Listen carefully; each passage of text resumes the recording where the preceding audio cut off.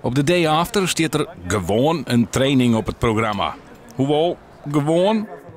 De landelijke media doeken het massaal op het succes van de Ljouters en binnen manmachtig onwijzig. De Cambuur-supporter is grutsk als een pauw. Een geweldige overwinning, geweldig. Wat betekent dit voor de club? Dit betekent alles. Je staat weer in de belangstelling.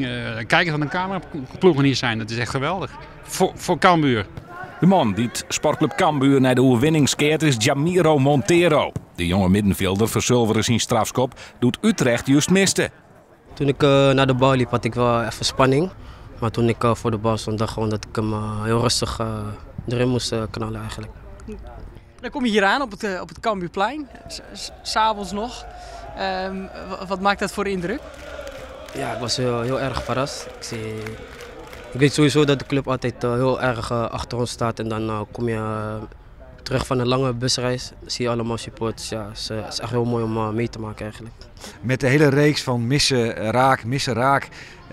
Dat wij uiteindelijk in die situatie toch weer terechtkomen dat we hem kunnen beslissen.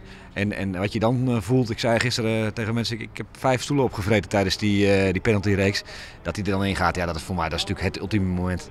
Die ontlading is fantastisch. 30 kilometer verderop binnen de mensen minder blier. Sportclub Heerenveen verleert van AZ. Geen Frieske derby dus. Al zullen ze daar in Ljout net zo wekker van lezen.